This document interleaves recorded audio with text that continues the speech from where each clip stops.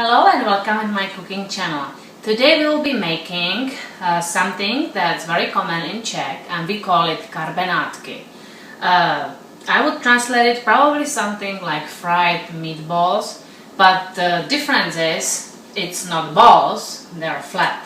So that's what it is, and it's very delicious. Oh, it's so good. So you will need 1.5 pound ground pork. Now, I grind it myself right here, but I don't expect all of you to have a grinder that you can grind it yourself, so and I know it's hard to find ground pork, but I would recommend to just try to find it or ask your butcher if they can grind it for you. But it's definitely better to use pork and beef, not only 100% beef, because it wouldn't be that tasty. But you can also use, I think, turkey and beef would probably work. I use the pork that has some kind of fat because it's better to use that fat because it makes it just tastier and it's not as dry and it's delicious. So here is 1.5 pound ground pork. Now we have 1/2 pound ground beef, 1 medium-sized onion, 4 cloves of garlic, 1 egg, 2 teaspoons of salt. Here we will need bread. This is 2 days old bread, so it's a little hard. This is about 4 ounces, and I show you, like, this is kind of flat. This is Italian loaf, so you can just guess how much you will need. Then we will need 1 tablespoon of margarine and 1 cup of breadcrumbs for covering the karbanátky and frying them, and some oil for frying too, and a little bit of water because we'll be soaking this bread in the water. So let's start. Here we have the medium-sized onion chopped in small pieces. So let's add this to our meat. We can also add 1/2 pound of the ground beef. Now we have 4 cloves of garlic that we will press. What's amazing, this is my own garlic from the garden and it's so juicy. I have never seen garlic full of water like this. It's incredible. And I'm so happy I grew it for the first time. It came out great. Look at that, how big they are. Amazing. So let's do 4. Let's add 2 teaspoons of salt.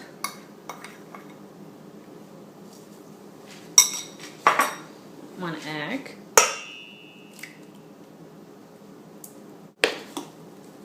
1 tablespoon of margarine. Let's mix it for now.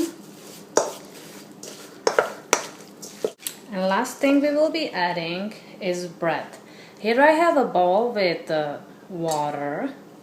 So let's soak this bread in the water. You want the bread to soak up the water so it gets soft. And now you squeeze the water and just put it in there on like a little pieces like that.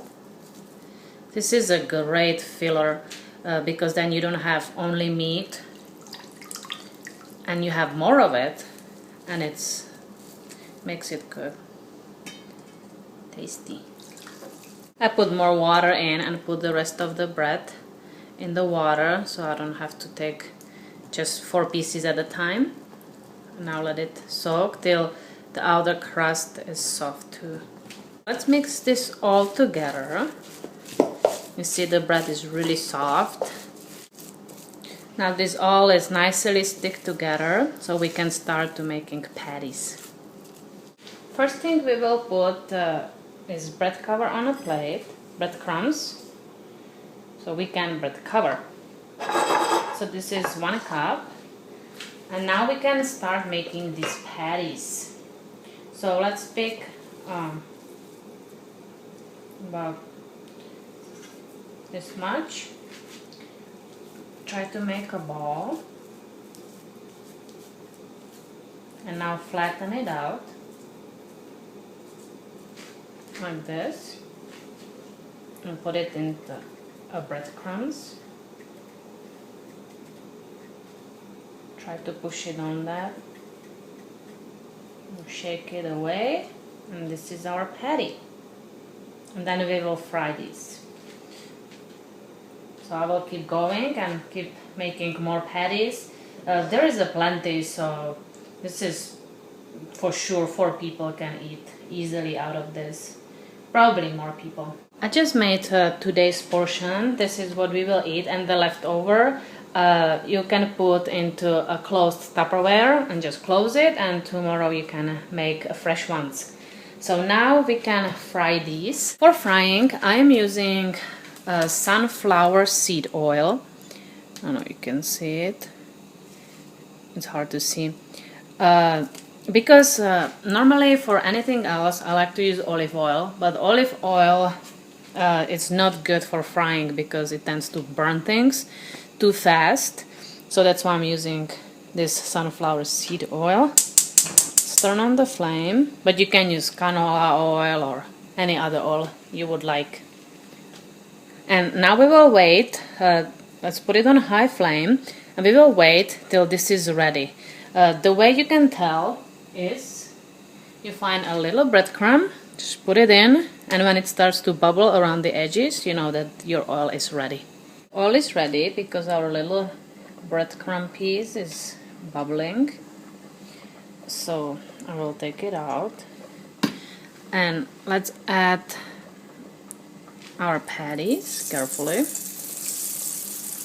And we'll also lower the flame. I will do it on a number 6, but it depends on your stove. But you will want to do them pretty slow, about 4 minutes on each side, because they need to be done. And they will shrink too, so I will try to put all of them in at one time. Our patties were frying for 4 minutes on one side on a number 6. So let's flip these. And now you will want to fry them for another 4 minutes.